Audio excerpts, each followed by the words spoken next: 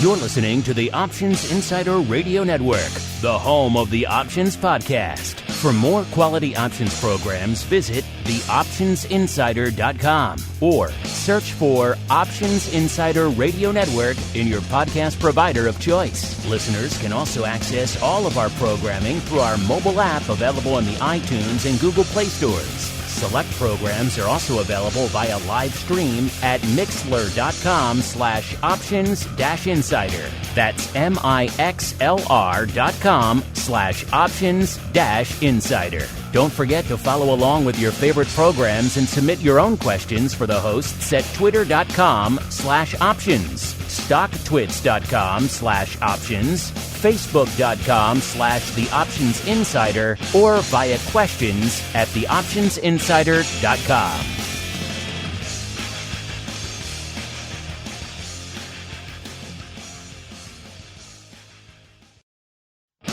This episode is sponsored by Demand Derivatives, a startup futures exchange and clearinghouse trading the world's major assets in a creative new way. You already trade on an exchange. Here is your chance to own one.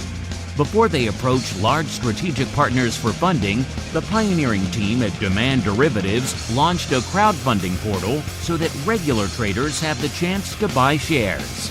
Learn more and become a part of this revolutionary fintech project now at demandderivatives.com/crowdfunding.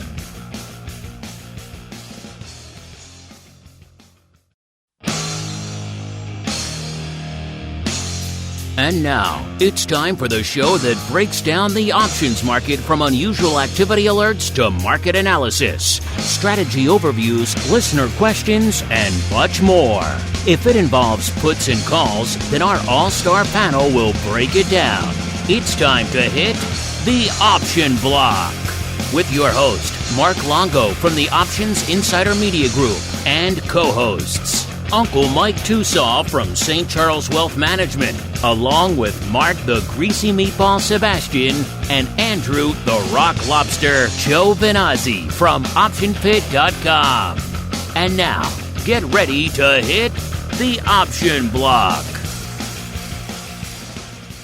All right, everybody. That music can mean but one thing. It is time to kick off our broadcast year here on the Options Insider Radio Network, as well as to kick off our week. What better way to do it than, of course, with a taste of the old OB, a.k.a. the first episode of the Option Block for what we all hope is a fantastic year of 2021. You know, looking back a year ago, we were all excited. It was the kickoff of a brand new decade, start of 2020. All was sunshine and optimism. And look how well that turned out. So maybe we'll keep some of our optimism in reserve here. But still, looking forward to a hopeful year in the future. Looking forward to a great year on the network as well. Again, I want to thank everyone out there who joined us over the crazy, turbulent year that was 2020. After the fact, maybe subscribing to our podcast and downloading our app, joining us live on social media, all the different ways you guys engaged with us throughout 2020. I want to thank all of you. We know it was a crazy time for everybody. Hopefully we made your year a little bit better, a little bit more insightful, a little bit more informative. Hopefully your portfolio can thank us at the end of the year as well. My name, of course, I got so excited to introduce myself. If you're new, first off, welcome. B, you missed a heck of a year. C, my name is Mark Longo from the OptionsInsider.com, as well as, of course, from the ever-exciting Options Insider Radio Network. And we thought we'd kick off the year and indeed our broadcast week here the way we've been doing for a little while. Guessing that old 80s theme song from TV. You know, there will come a point probably in the year of madness, hopefully not, year of quiet, that is 2021, where we'll probably exhaust the well of 80s TV theme songs, and maybe we'll have to mix in maybe some movie themes, other fun stuff like that. But that day is not today, listeners. So without further ado, let's see if you guys and gals can name that theme song. Just a good old boy, never meaning no harm. Beats all you never saw, been in trouble with the law since the day they was born. Straightening the curves, flattening the hills, the mountain might get them, but the law never will. Making their way the only way they know how. That's just a little bit more than the law will allow. Just a good old boy. They wouldn't change if they could. Fighting the system like a true modern-day Robin Hood. All right, a little bit of a blast from the past. Uncle Mike is already annoyed that I am insulting his intelligence. But you know, we have kind of done a lot of the other major 80s themes. This one, you guys have been sending in great suggestions. Keep them coming. We love you guys. I'll have to pull up who suggested this one here. I almost said the name.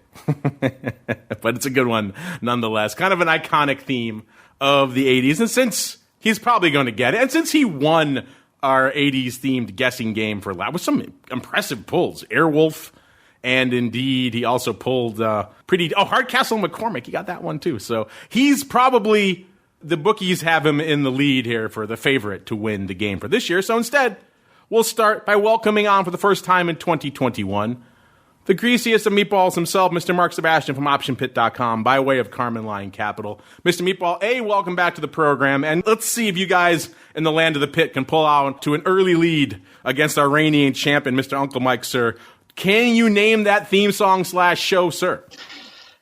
I mean, come on. I mean, I appreciate you starting out the year easy, but, I'm going to say that this was two bootleggers that drove an orange car by chance.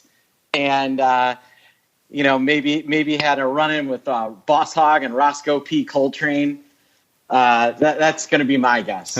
You have to recall, too, that sometimes the Rock Lobster is in your cheer, and he hasn't gotten one of these right yet. So I'm trying to dumb these down a little bit to his level, too, so he can have a chance to play. So there you go. Yes, the Dukes of Hazzard. You are correct. The infamous, iconic Daisy Dukes.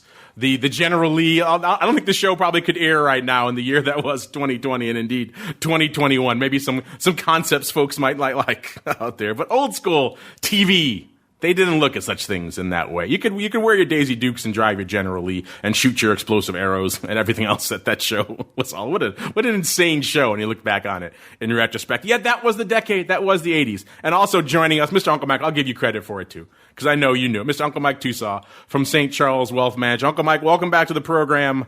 And what are some of your abiding memories of the Dukes of Hazzard, sir? You mean that wasn't Silver Spoon? Almost. Yeah, no, I liked that show a lot as a kid, and so just a lot of good. It was this. After a while, it was the same plot every show, and that Boss Hogg had some type of way he was going to try and steal something, and then Bo and Luke Duke would try and foil his plan, and then they'd get arrested, they'd break out, and somehow they would make everything right and not hurt Boss Hogg or hurt anybody. Don't get me wrong, they'd get in fights and things like that. But I mean, ultimately, the good guys would always win. And then like every third episode, they'd have some celebrity sing at the Boar's Nest. And it was a great show. It was a lot of fond memories watching that show. Repetitive wasn't a problem back in the decade that was the 80s. Let's see if 2021 is going to be repetitive as we head right on into the trading block. It's time to break down the latest topics, trades, and trends in the world of options. It's time for the Trading Block.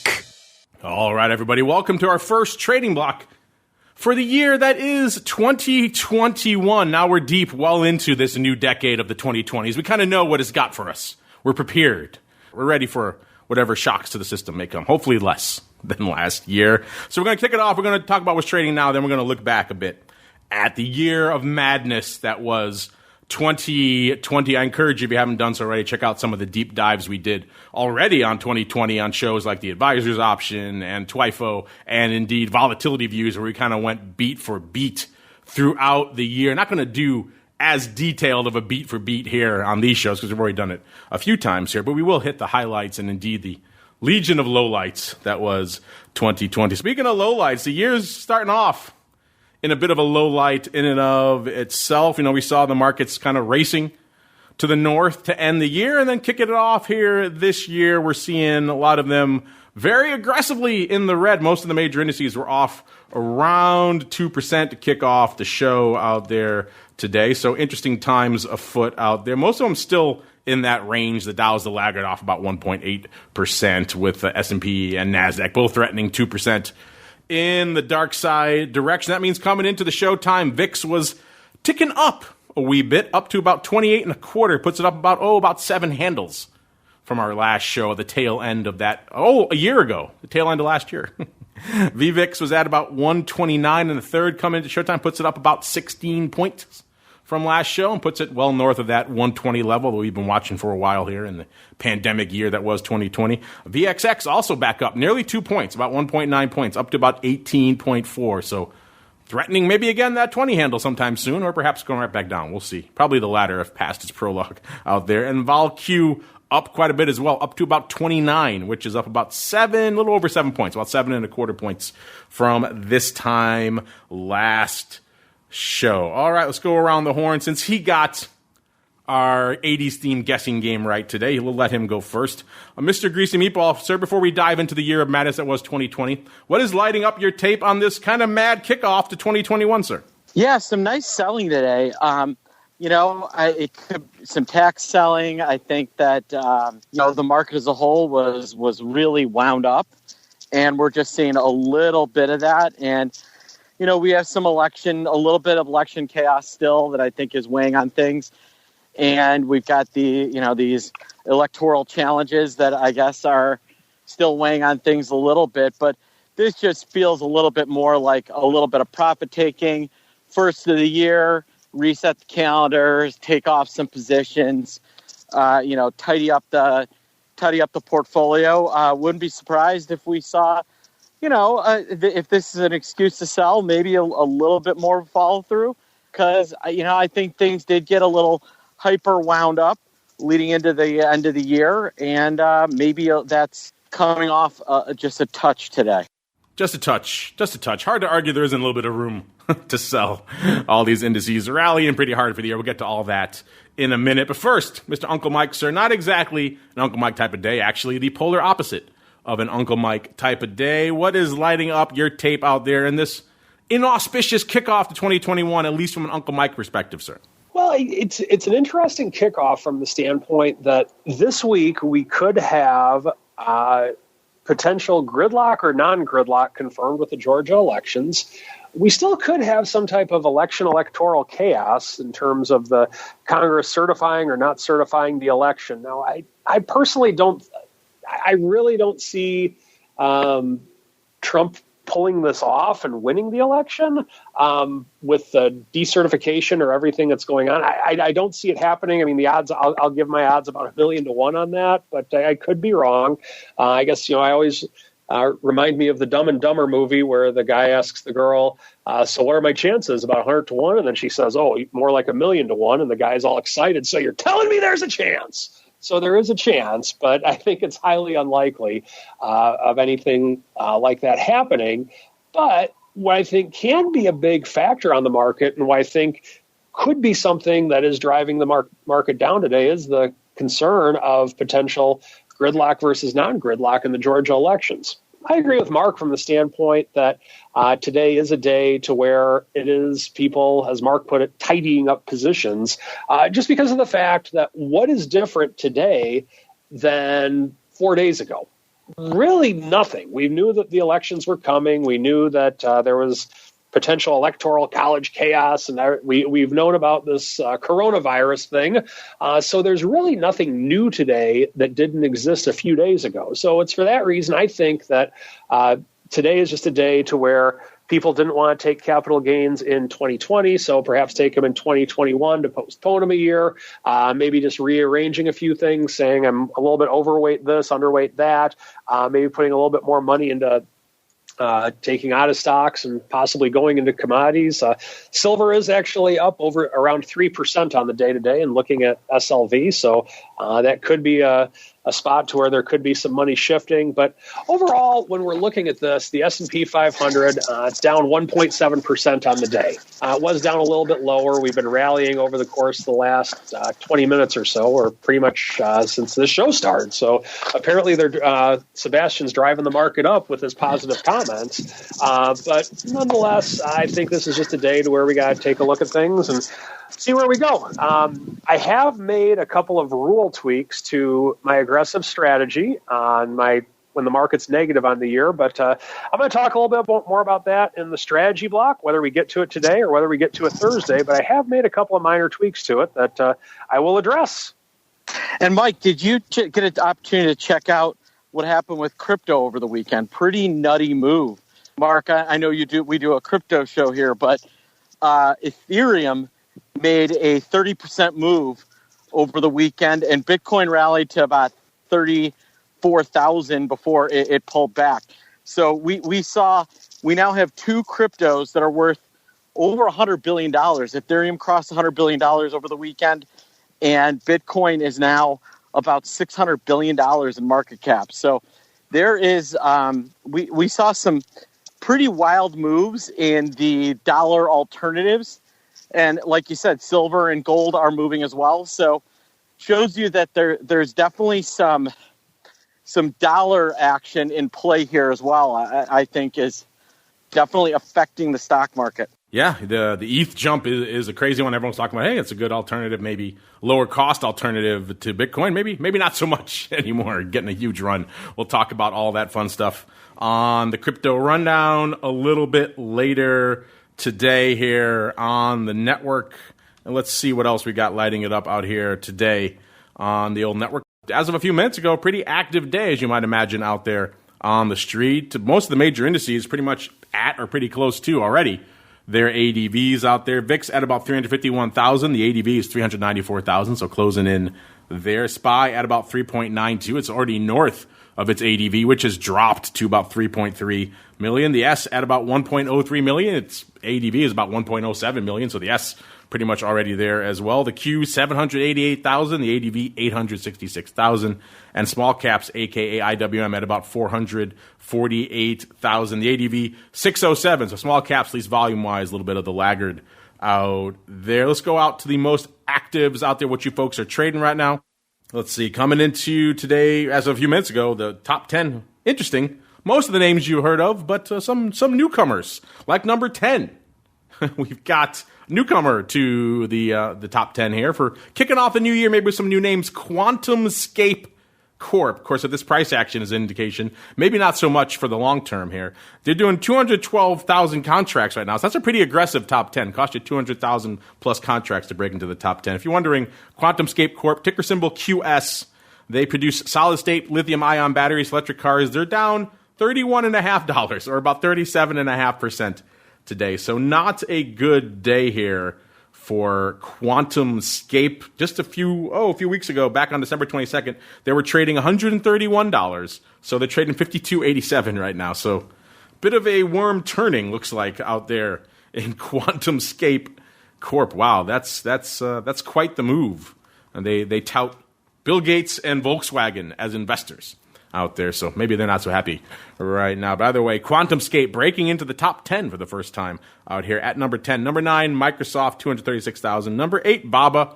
Talked about them on the show recently, how they're not exactly looking too friendly with the regulators over there in China. It's good for 241,000 contracts right now. Number 7, Amazon. Most of the names you're familiar with, the rest of the top 10. Amazon, number 7, 248,000. Number 6, NVIDIA back in the top 10. It's kind of interesting. 256,000 there. Number 5, good old Palantir. Kind of a perennial top tenner in the last few months here, 294,000. Number 4, AMD keeps fighting away, 360,000 contracts there. Number 3, Tesla. Yeah, I said number 3, Tesla. Only a paltry 979,000 contracts. What could possibly trump Tesla out there for you guys out there, the mad folks who love to trade the electric cars? Well, of course, it's NIO. NIO back in the number 2 spot. I haven't seen them up in a little bit. 1.01 million contracts. Good for number 2 back up there, of course, the Chinese player in the electric car market. That means the big dog, once again, Apple. Almost 1.5 million contracts right now, listeners. Just insanity, but just about any way you could break it down. A lot of paper hitting the tape out there today. By the way, speaking of paper, we don't have the final numbers from OCC for the year. Spoiler alert, they were good. But we don't know exactly how good. And, of course, that means they're going to release them the minute after the show airs, of course. So we'll probably get to them on the next show. But it's going to be pretty strong. They already blew past the previous record for the year by September. So good numbers out there. Speaking of good numbers, some folks looking forward maybe to this next earnings season. Maybe that will start changing things up a little bit. We got some names coming up a little bit later, even on this week. We got Bed Bath & Beyond. We got my favorite name out there, the Walgreens Boots Alliance. Sounds like it comes straight out of Star Trek. We got Micron and a few other names you actually have heard of popping off this week. And then next week, we got the financials kicking it off in earnest, JP Morgan, Citibank, Wells Fargo. So those of you who want a little bit more micro-focused back and forth, you got it coming up here. We've got the earnings move reports for those and prediction reports already up there on the website, theoptionsinsiderforyou.com. I'll give you a couple right now. BlackBerry's coming up on the 7th here. BlackBerry, I keep saying BlackBerry. Bed Bath & Beyond. Old school. Come back old school with BlackBerry. They're $17.76. They're pricing in $2.70. In the past, they moved about $2.60. Not a ton there. Walgreens Boots Alliance, $39.88. They're pricing in about $2.25. In the past, they moved about $2.25. So maybe some folks are learning from the year that was 2020, how to price their earnings straddles. And Micron, $75.18. In the past, they moved $4.88, and they're pricing in $4.89 right now. So maybe if these first few names are a good prologue for what's to come, then maybe some folks have started to understand how all this earnings pricing thing works. Either way, you can break it all down for yourselves out here in a little bit. But now we're going to keep on rolling. And let's just start by looking back on this mad year. Again, like I said, we did pretty detailed look backs already on the advisor's option, on volatility views, and on TWIFO. So check those out. They were pretty extensive in their various categories in terms of hitting the highs and the lows of the year in 2020. Kind of do a more general looking back here. But again, what a mad year it was here in 2020. All the indices obviously up strong. Kind of depends where you're hanging your hat. Dow had a good year, obviously. It added 1.4% just in the last week of the year out there on the Dow. Over 3% in the month of December. And it ended the year 7.3% up on the year for the Dow. The S&P gained 1.4% in just the final week of the year. So that puts this 2% sell-off we're seeing today in a little bit interesting perspective. It gained nearly 4% in December, almost 12% in Q4, and 16.3% for the year of the S&P. And everyone's favorite tech-heavy index, the NASDAQ, even though S&P and NASDAQ kind of blurring those lines these days, had its best year since 2009. So it's been a while for the NASDAQ, but a pretty good year. 43.6% in the hopper for the NASDAQ. Had a 0.7% rally in the final week of the year. Almost 6% rally, 5.7% in the month of December. And in the Q4, added nearly 16%, 15.7%. Those numbers all sound pretty good. And I said this on TWIFO, looking at the chart that we broke down on TWIFO for how many trading products on CME were up versus down.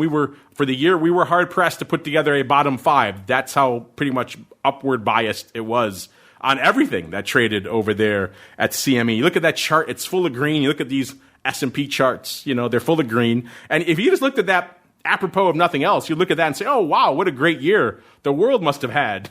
It must have been a great banner year for everything in society. And it's kind of hard almost to reconcile those types of numbers and those types of overwhelmingly green charts with the year of horrors that we had.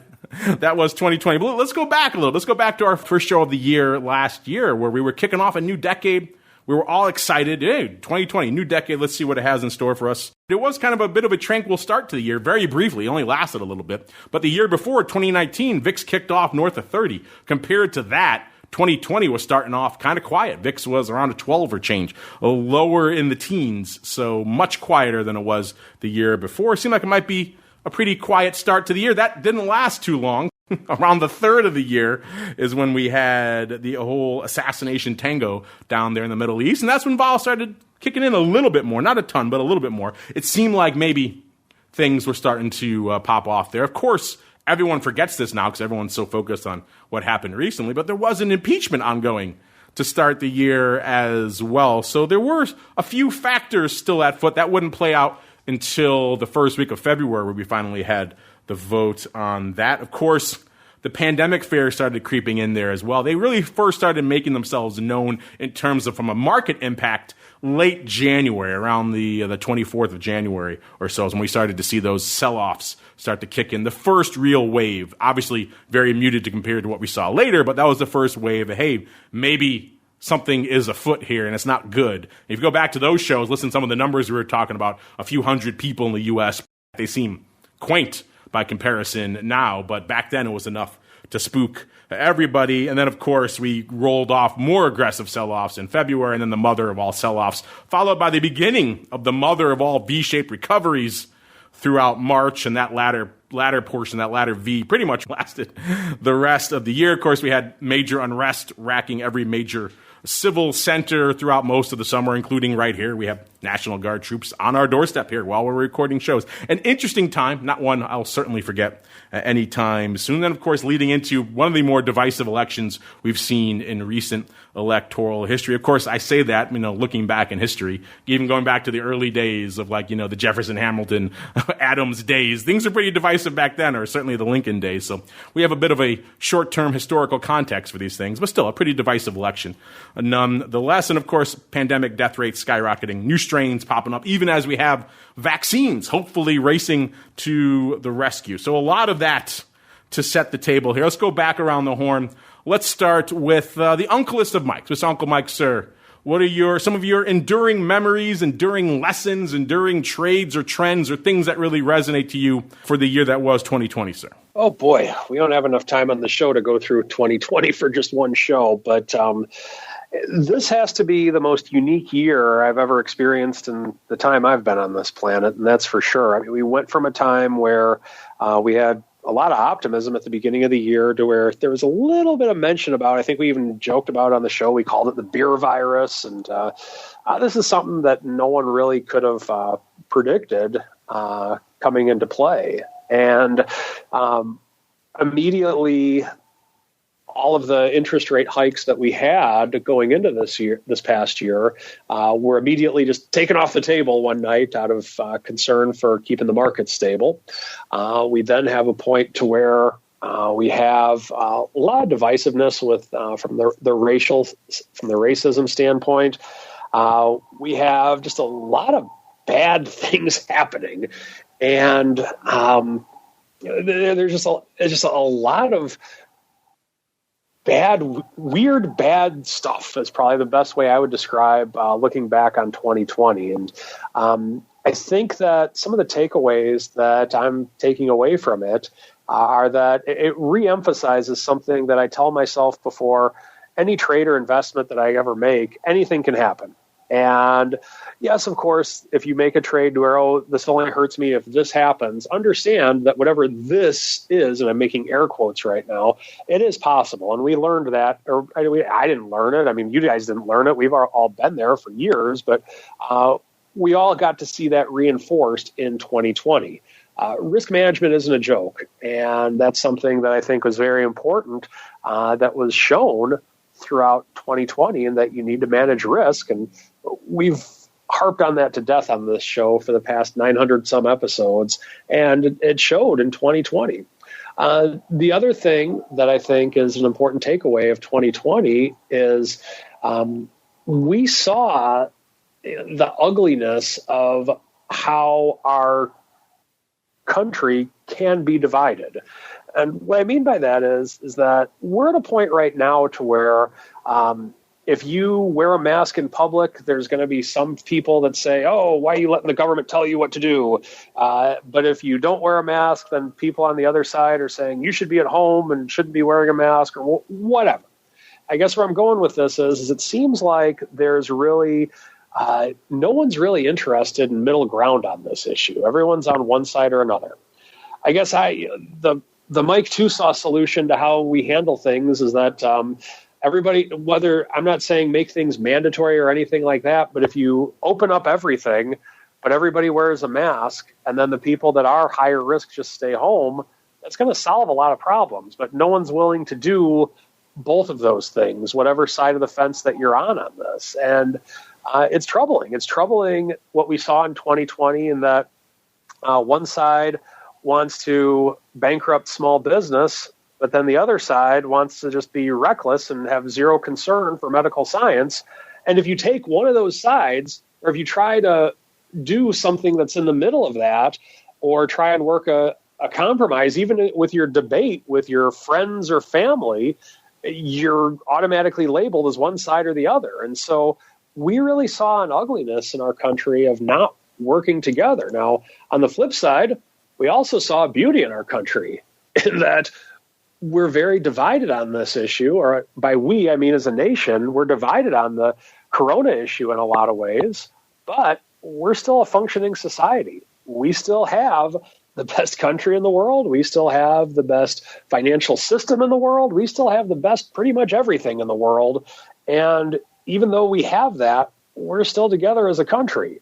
And I think that says a lot about our nation, the fact that we can disagree as vehemently as we have as a country over the course of the last year, and we're still together. And as of a few hours ago, we had markets at all-time highs. Now, obviously, they've pulled back this morning, but my point is that we're still strong.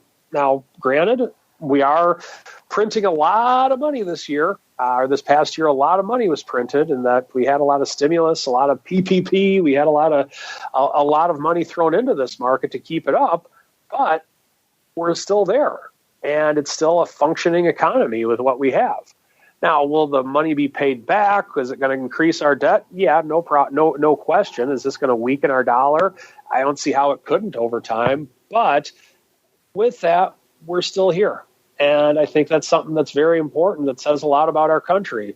And with whatever happens this week, with the chaos of the electoral college debate, with the Georgia runoff, we still get to pick our leaders, and we still get to do what we need to do as a country. And there's no place on earth that I'd rather be. We got a lot of problems that we need to fix, no question about it. But we are still America, and we will still continue to be the great nation we are. Look at you kicking off the new year with some optimism, sir. It's probably why I started with you. A little bit of an optimistic outlook. Now let's go back for some diehard cynicism. Let's go out to the greasiest of Meatball. Mr. Meatball, there were a lot of lessons that could be taken away from the year that was 2020. Many trends, many interesting, some horrifying developments that came across our radar. What really stands out to you? What resonates to you through an options and markets lens on the year of madness that was 2020, sir? You know, if I was going to give 2020 a name, all right, I would call 2020 the year of hyperbole, because that is what it was. It was the best, it was the worst, it was the highest, it was the lowest. It was the craziest, and so it was just a whole mess of hyperbole. And that is kind of what I see. Now, I've got some questions for 2021 that I think needs to be answered. And my first question, and I think this is a big one, is Jack Ma still alive? Because I think a lot of people are wondering whether that is the case, because he hasn't been seen in a couple of months.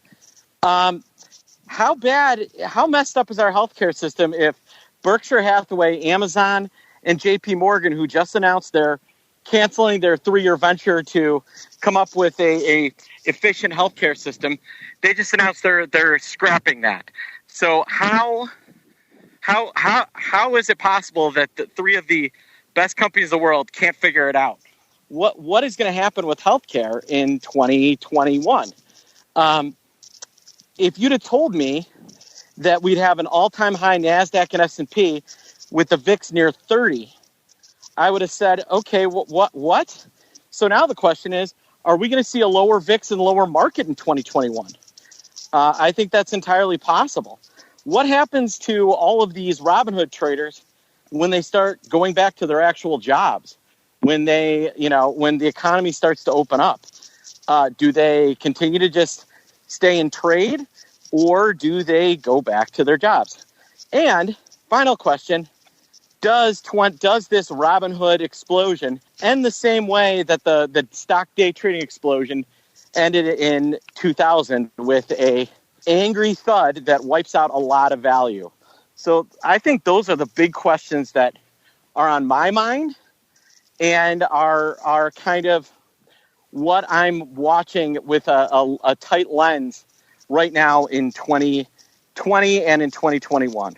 Well, let's hope some of those Robinhood legions are listening to a show like this or something else out there where they're getting a little bit of education fix in the world of options. And hopefully you're right, because that day trading boom became a bust very quickly. I have a feeling this one's going to maybe call it the light of optimism in me. Obviously, a good chunk of these people will probably lose some money and go on to other things, but I think there will be a larger core that will survive and maintain and become steady options traders going forward. Who knows? Maybe this year was so good for many of them that this is their job now.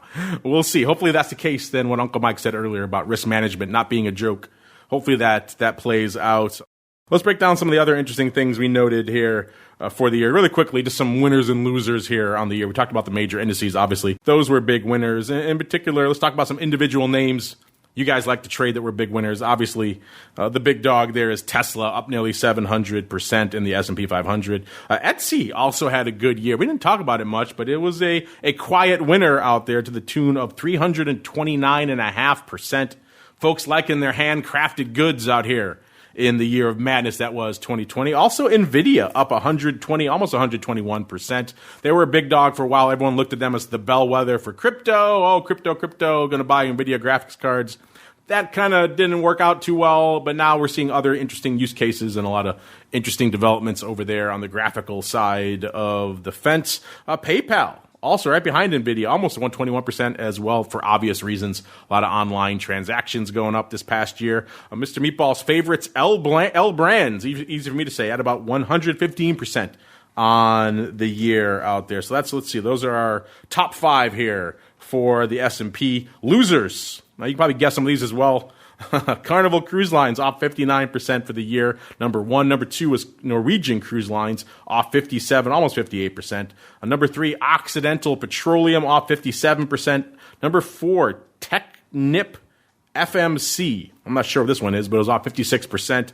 And then number 5 here was Marathon Oil. So a bit of a theme for most of that top 5 to the downside there was petroleum and cruise lines. So not a good year for them. On the NASDAQ, again, similar names. Tesla, of course, number 1 out there. Again, shows the overlap between between NASDAQ and S&P these days. Number 2, Moderna Therapeutics, up 530.8%. I think we all know why that one was moving as well. Peloton, number 3 on the NASDAQ this year, up 472, almost 473%. This vaccine overnight kind of turned what was maybe deemed an expensive luxury into pretty much a necessity if you wanted to work out at home. So that was just, it's hard to say this was a gift or anything, but for that specific name, the stay-at-home order certainly was a boom. Of course, a boom for Zoom as well. Zoom number 4, up 451.5%. And number 5, DocuSign, up 230.5%. Losers in the NASDAQ, let's see. Let's go from the bottom to the top this time. Number 5, we got Marriott, off nearly 15%. Number 4, American Electric Power, off 13.85%. Number 3, we've got Gilead off 12.1%. So these are actually going in the other order than I wanted to, but say lovey. You got number 4, Sirius off 11.89%. And I guess they put number 1 here, even though number 1 least loser, I suppose, is how they're viewing it, but it's kind of backwards. CDW off 9.5%. Dow really quickly. Dow, biggest winner, Apple.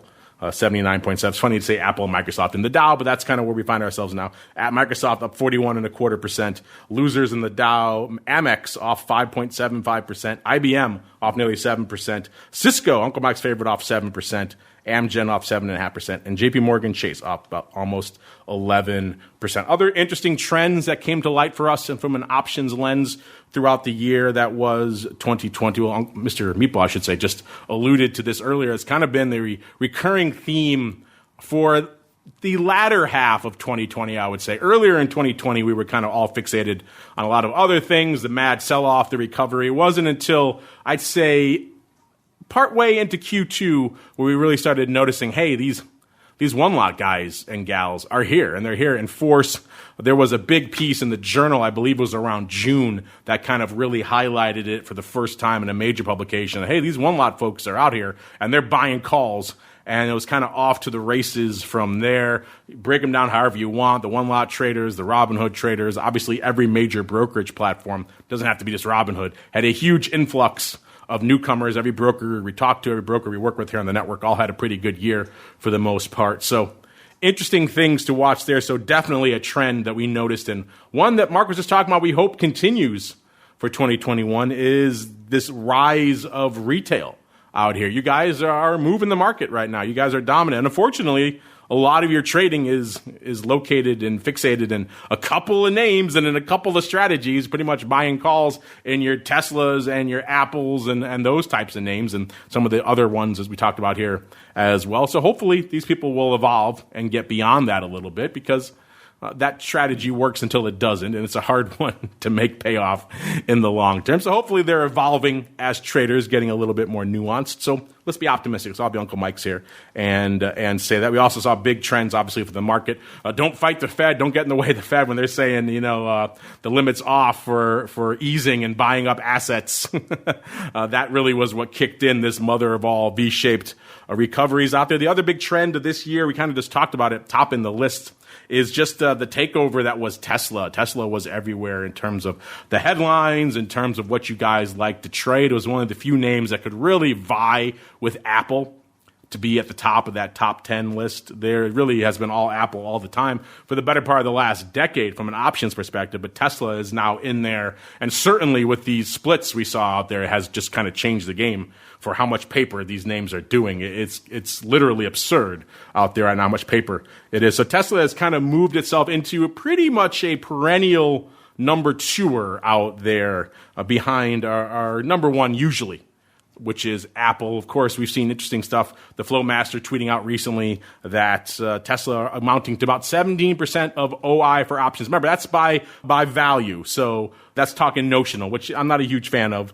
But still, it's an interesting stat nonetheless. It shows how big Tesla has become, and has pretty much dominated all of the mind share of all those one-lot traders we just talked about. Legions of them were pouring into things like Tesla calls. It made the skew just absurd out there in some of these names. You could get verticals at levels that were unheard of before. So from an attractive opportunity perspective, maybe some of you folks liked this as well. Other trends we saw out here, obviously in the top 10, it was still most of your FANG names that tended to dominate it. We saw NEO making some interesting surges, including again today. NEO kind of fighting their way in there. Other Tesla also rans like Nikola fought their way in ever so briefly, then right back down again. So the wake, the ripple of Tesla was felt in a lot of other areas as well, including dominating our top 10 out here. Some newcomers that kind of fought their way into the top 10 have been hanging out there now for the better part, at least of the last few months and towards the latter portion of 2020. Palantir, we mentioned them today. They've come on strong of late. I know a bit of a divisive name out there, depending on how you view the surveillance state that we all live in right now, but from an options volume perspective, kind of hard to argue with it. And also some sleepier names that managed to kind of hang on to their spot in the top 10 despite these other trends going on. Like AMD. AMD hasn't really been a top mindshare name. Has a lot of people out there really talking about AMD day in, day out, asking us questions about AMD, but it still is pretty much a perennial top 10er out there week in, week out throughout the entirety of 2020. And that's an interesting thing. Other names that were kind of hot, like Roku, kind of fell off, but AMD managed to stay in there and remain part of the top 10. Other trends that were interesting. Earnings vol. Don't touch it. That was the takeaway for 2020. I'm going to sit down with Matt. We're going to do kind of a longer breakdown of all the analysis that he saw from the year of madness that was 2020 from an earnings vol specifically format. Obviously, those folks at ORATS are out there crunching the numbers for us. But it started off, it seemed like it was going to be just a crazy year for earnings vol. We expected things to really start popping off with that first cycle. And it never really did. We saw crushing after crushing every single cycle until the last one of the year. And I mentioned kind of how they're pricing it now. It seems like maybe, I use this cautiously, maybe we're finally reaching that equilibrium point, but they priced in a lot of vol at the beginning and every name underperformed, so they annihilated the vol for the second cycle, and then they still underperformed, so they annihilated it again for the third cycle, and then finally, coming into the end of the year, it seems like maybe we hit that equilibrium point where they had annihilated the vol enough so that the names could start actually outperforming or at least matching up with their straddles again. So we'll see how this year kicks off, but earnings was just an insane thing. Things didn't matter anymore. You give no guidance for the entire year. Nobody cared. Whatever you want to do with it didn't really matter. Cut your dividend. It didn't really seem to have a material impact on the stock, and it certainly didn't translate into a lot of volatility out there. We saw cycles we've never seen before. 77% bang for your buck from a premium perspective. That means 100% is obviously if everything moved in line with their straddles. You're coming in at 60-odd, 70-odd% out there some of these seasons. So just extreme underperformance from an earnings volatility perspective is kind of the name of the game out there. Other trends, obviously, Mr. Meatball talking about things we're going to watch for this year. Remote work, is that still going to become a thing in 2021? Are people ever going to really travel as much as they used to? That's going to be a big deal for hotels and airlines and, of course, cruise ships and things like that. Are people going to keep working out at home? Things like Peloton continue to be a thing, or they'll start going back to the gym? And speaking of gyms, will high-touch type businesses like gyms and others, will they ever really recover? People ever really be that comfortable going out and doing all these types of high-touch, interactive type activities the way they used to do before the pandemic? Fast forwarding to an odd block perspective, what we saw for the year, there were a couple of trends that seemed to dominate our odd block this year. First off, this was pretty much the year of selling line in the sand puts. That's pretty much what we profiled week in, week out on the show. That was what all the size trades were, all the size blocks, folks selling line in the sand, some more aggressive than others. And pretty much, spoiler alert, they pretty much all worked out. I'm hard-pressed to think of one line in the sand put that really went against someone pretty aggressively that we profiled this year. So you have one theme, one takeaway from our odd block this year, go figure. A huge rally year, line in the sand puts worked pretty well. It's kind of a basic one. I think Mr. Rock Lobster, what did your cohort call him, Mark? Oh, he calls them girlfriend's Ferrari money. So people buy, I don't know why it has to be a girlfriend in Ferrari, but that's how he put it. Send your letters and emails to Andrew. A lot of girlfriend Ferrari money hitting the tape here this year. Other trades that worked out pretty well, we touched on a little bit on vol views. Of course, they weren't odd block trades, but some of the ones that worked out, there were no home runs, enormous ones I could think of that really resonate to me in our odd blocks this year. A lot of decent puts that we talked about. And vol views and others, you saw some home runs, like 50 Cent. His options went from about 50 cents to, $45. That was a pretty good trade, at least from an options perspective. A lot of the ratio verticals we saw in vol products leading up to the big explosion, those all worked out pretty well out there. Mr. Meatball, sir, any trends or any interesting trades or things that resonate to you from an odd block or from an unusual activity perspective this year, sir? Well, yeah, you brought up 50 Cent. He spent most of the year hedging and then finally paid off. So good for him. Like we said, the one lot trader really did lead this revolution in changing and trading. All these little names, these little hot names, absolutely blew up. And then the other area where these little names blow up is you have stocks under 10 that, would just see this giant increase in volume and volatility as Robinhood traders jumped in. Names like GE and Ford, American Airlines, we have these days where there's 300,000, 400,000, 500,000 contracts. And you're like, well, what's the news? And it's, all front loaded. All of the trading, all this volume is week of. And I think that's the part that I think is really fascinating is these aren't just bets. These are tiny bets on looking for a huge move in the next 3-4 days. It's not a trading that I'm very used to.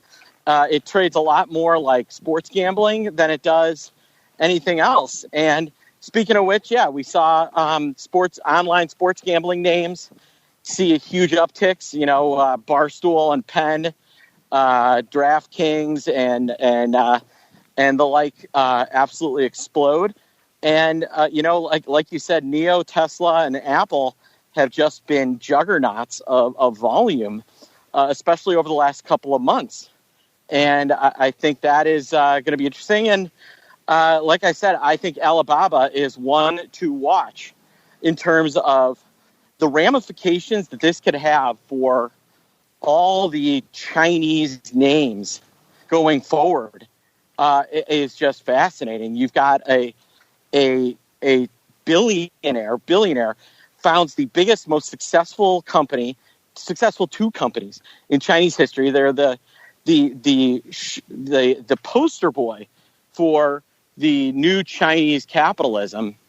And then the CEO pisses off leadership in China, and we see what they can do. And like I said, nobody has seen the report out this morning. And I'm not being conspiracy guy, but Jack Ma has not been seen in 2 months. He has not made a public appearance. And that, I really want to see that guy's face, because if he goes missing, the ramifications this has for long-term investing in China, I don't think can be understated. I mean, there's already issues with, UA and some of these Chinese names being blacklisted from the United States. But, if generational leaders in business can just disappear, that does not bode well long term for the success of the Chinese model of technocratical capitalism. I don't know exactly what you want to call it. In terms of odd block, the last piece, yes, it is the year of the line of the sand put. It is the year of index products and ETFs taking a back seat to equities for the first time in a very long time, right? We've got equity volumes exploding, but SPY was dropping, VIX was dropping, SPX was dropping. All these giant indexes just seeing a lot less paper. And while at the same time, all this equity flow is exploding. And what does that do to the dynamic? And then I guess the final piece is the ARC effect on individual names, right? A name goes into those ARC trades and everybody's piggybacking and jumping on it. I mean, their strategy of, look at our track record and then releasing their trades every day and having people piggyback it to almost self-fulfill their own prophecy is borderline brilliant. They used to call those pump and dump back in the day. Now they have a new name for all that good stuff. We'll save the first strategy block of the year for our next episode. Uncle Mike, anything resonate to you looking back on the year that was 2020 from a strategy block perspective? Maybe ones that stood out as being particularly prescient or interesting? Anything resonate with you there, sir? Well, I think, just like I said, risk management in general is what's really resonating with me, and that you have this. And the other thing is that you have the ability. I would say that 2020 is the year that brought back the spread, just because of the fact that whether you're bullish or bearish, if you had single leg options, a lot of times you likely did not do as well as you would have had you had spreads on the table, depending on when it was. And obviously, if you bought calls in November, you would have done well. But for the most part, I would say that 2020 really reemphasized the need for using the spread.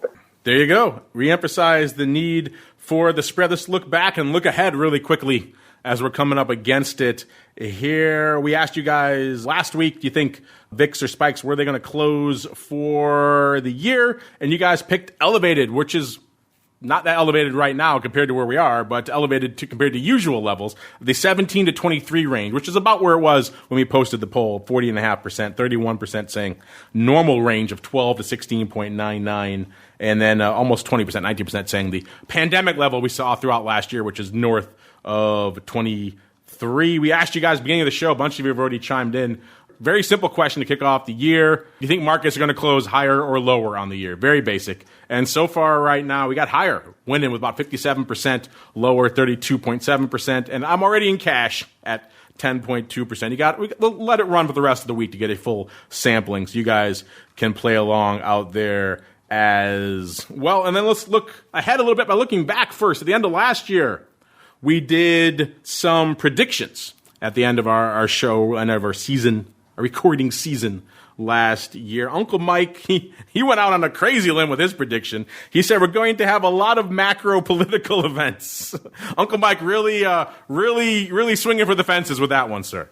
Yeah, that was one. I think we may have. We might for sure. So that was your prediction for last year. Going out on a limb with that one, a year of an election. He also predicted a VIX at the end of the year of 10.41. We did not get close to that. VIX did not really break 20 anywhere towards the end of the year there. We also had the Rock Lobster on our end of year show last year. He said a lot of things. He said the election will loom large. That's kind of a given out there. He thought it was going to be the year for oil. He's been kind of long oil for a while now. Didn't really work out too well this year, unfortunately. He said the climate crisis has weighed on the oil industry. He also said it's hard to imagine at the time how much further tech could run. He was right for a little while with the big sell-off, then, of course, wrong when the rally started again. He said, I think the market will be wishy-washy until the election. We kind of know how that played out. He said, look for vol to rise heading into October and keep a bid until the election day. So betting on that old electoral volatility cycle, which pretty much did play out this year. He thought at the time, he said the same guy will probably win the election because that's what betting lines are saying now. So he was wagering at the end of last year that Trump would probably win, and that was what the smart money was betting, because barring some sort of tremendous upheaval, which we did see many of in 2020, it seemed like the state of the course was going to win. He predicted a VIX at the end of the year of 11.99. Of course, we were nowhere near either of those. Everyone predicting maybe a little bit quieter end to the year here, going for the end of last year. But let's wrap up the show. Let's look ahead a little bit again. Let's have a little bit of fun. Let's start with the greasiest of meatballs, sir. If you want to leave a prediction, what you can expect outside of wanting to see Jack Ma's face again, and we all want to see that lovely face. Outside of that, anything you're expecting, anticipating, you want to look ahead for this year in the markets. And then also, if you want to leave us with a VIX/vol prediction for the end of the year, have at it, sir. Yes. So, I think in 2021, equal weighting or will outperform cap weighting. So I like the Dow Jones to be the best performing index out of the major indexes, maybe followed by the Russell. And I think believe it or not, the NASDAQ is going to trail. And I think healthcare and energy are going to be the leaders. Notably, I think CVS and Walgreens could have huge years, and the VIX will be 12. VIX 12 even, so pretty close to your counterpart's prediction from last year, 11.99. Mr. Meatball with a VIX of 12. All right. Mr. Uncle Mike, same question for you, sir, as we round out our looking back on the year that was. Let's look ahead a little bit. Anything outside of your going out on a limb last year, if you want to go out on more of a limb this year, what you're expecting from the markets this year, and if you want to leave us with a vol prediction, have at it, sir. Got it. I'll go with a vol prediction. I'll go with 11.21 for my vol prediction for this coming year. Obviously, you see from my vol prediction from last year, that's why I don't trade vol. I mean, of course, everyone who trades options trades vol, but that's why I don't trade that specifically. And then in terms of predictions for the coming year, I think that we will see increases in commodities in general. I think that's something that we will see. I think that we will see, of course, I'm bullish on the year, but I'm always bullish, so you can put that down, but I think that's something that we'll see. And then I think that we're going to have, I don't know. I mean, I would say that this coming year we're going to be bullish, but I would say that based on everything with which I'm seeing right now, I think a lot of this would also be based on the elections in Georgia of who's going to win in the next 2 days, depending on whether we have gridlock or not. But I do think that we are going to have a much calmer year this year in terms of less division. And I think we'll be able to mend things, not only in the political realm, but just in a lot of ways with society.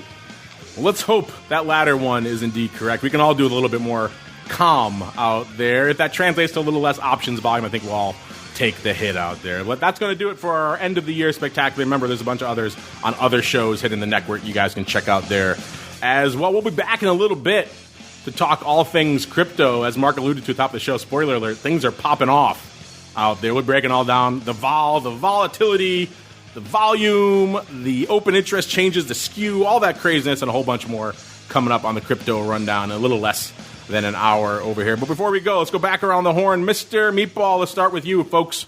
Want to reach out to you, talk about the retail trend or argue your VIX prediction or anything else out there. Where should they go? What should they do, sir? Go to optionpit.com. Come and check us out. We put out great research every day, and hopefully we'll hear from you soon. There you go. If you're one of the one-lot masses out there, you want to get educated so you could maybe be a 10-lot mass someday and survive perhaps the coming retail Mageddon out there, hit them up, optionpit.com. Maybe you want someone to do it for you. You don't want to do it yourself. Mr. Uncle Mike, where should they go? What should they do? stcharleswealth.com. Give me a call. Shoot me an email.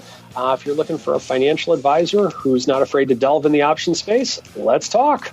There you go. stcharleswealth.com is the place to go. And on behalf of the unklest of Mikes and the greasiest of meatballs, throw the rock lobster in there as well. Why not? And indeed myself. Thank all of you out there for downloading, streaming, subscribing, for listening live, for voting in our polls, for joining us live, and, of course, for sending in your questions. Stay tuned.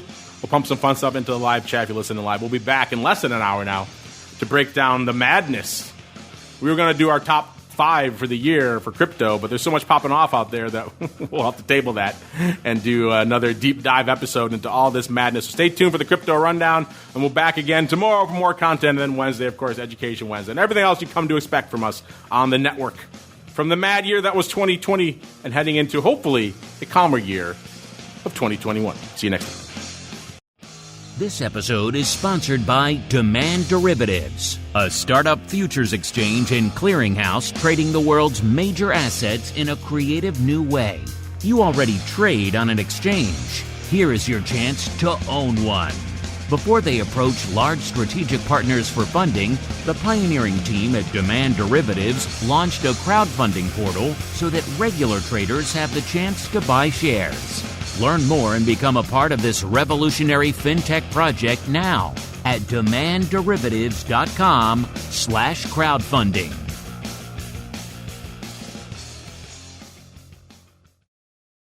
You're listening to the Options Insider Radio Network, the home of the Options Podcast. For more quality options programs, visit theoptionsinsider.com or search for Options Insider Radio Network in your podcast provider of choice. Listeners can also access all of our programming through our mobile app available in the iTunes and Google Play stores. Select programs are also available via live stream at mixlr.com/options-insider. That's mixlr.com/options-insider. Don't forget to follow along with your favorite programs and submit your own questions for the hosts at twitter.com/options, stocktwits.com/options, facebook.com/theoptionsinsider, or via questions at theoptionsinsider.com.